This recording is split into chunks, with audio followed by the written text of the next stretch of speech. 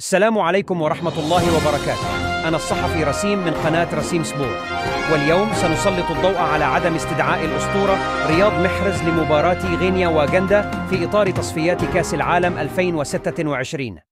مرة أخرى المعلق الرياضي الذي اشتهر بحصة ملاعب العالم يحشر أنفه الطويل في قضية عدم استدعاء ملك الكنترول وساحر الأسيست لهذه السنة في دوري روشن السعودي، صانع ملحمة النجمة الثانية التي ترصع قميص المنتخب الوطني الجزائري رياض محرز. حفيظ دراغي علق على ذلك قائلا بأن ابن مدينة تلمسان لم يرد على مكالمات فلاديمير بيتكوفيتش، وأن محرز كان قد أخبر الناخب الوطني في آخر مكالمة دارت بينهما إنه سيعلم المدرب عندما يكون جاهزا وراغبا في العودة لإحضان الثعالب. وكان حفيظ دراجي كان هو المترجم للمكالمة التي دارت بين الأستاذ والتلميذ، أو أنه كان تلك الأمواج الكهرومغناطيسية التي نقلت المكالمة الهاتفية بين الشخصين ليتجسس على محتواها وينقله لمتابعيه. وهناك من يقول إن حفيظ استغل أذنيه المميزتان ليستقبل الأمواج الكهرومغناطيسية لكل المكالمات الصادرة والواردة من هاتف بيكوفيتش، معدلا تواتر مستقبله على اهتزازات شريحة هاتف فلاديمير. ما يقال هنا وهناك عن عدم استدعاء رياض محرز قائد المنتخب الوطني يمكن تجرعه باعتباره تاويلات صادرة عن متابعين، وأحيانا نقاد، وأحيانا عن أصحاب محتوى يبحثون عن زيادة المشاهدات وحصد اللايكات. أما أن يصدر هذا الافتراء من حفيظ فهذا يدل على الكثير ويؤكد الكثير ويثبت الكثير.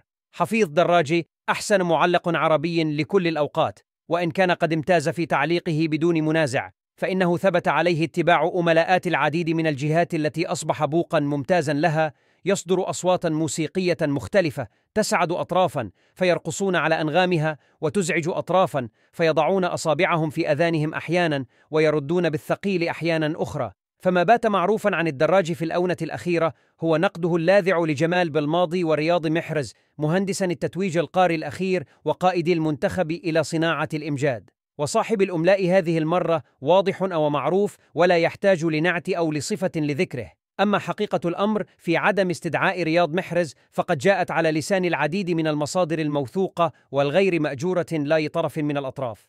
رياض محرز لم يخبر بيتكوفيتش بأنه سيكلمه هاتفيا حين يجد نفسه قادرا على العودة للمنتخب، وإنما قال له في نهاية المكالمة بالحرف الواحد: سنبقى على اتصال. رياض محرز يعاني من آلام على مستوى الركبة منذ 4 سنوات في نهايات كل المواسم، وهذا الموسم عانى منها أيضا، وفضل أخذ قسط من الراحة ليكون مستعدا للعودة إلى الخضر. رياض محرز يعاني من إصابة على مستوى الأنف تتطلب عملية جراحية مستعجلة، لكنه رفض إجراءها للمشاركة مع المنتخب في التربص. محرز لم يكن ينتظر أن البعض يراه متضامنا مع بالماضي بعدما تغيب عن التربص الماضي. محرز تلقى اتصالات من بعض لاعبي المنتخب يخبرونه فيها بأنهم تلقوا اتصالات ليتفاجأوا أنه الوحيد الذي لم يتم الاتصال به.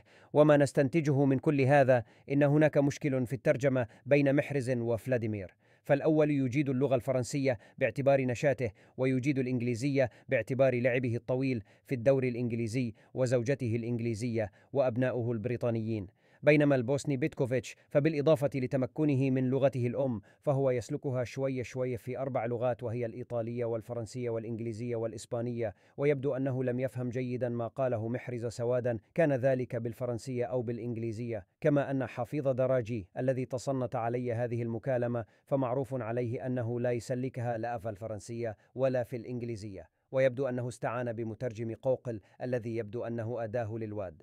نتمنى التوفيق للمنتخب الوطني الجزائري. كان معكم الصحفي رسيم من قناة رسيم سبور. لا تنسوا الإعجاب بالقناة وتفعيل الجرس ليصلكم كل جديد. إلى اللقاء في موعد آخر مع خبر آخر.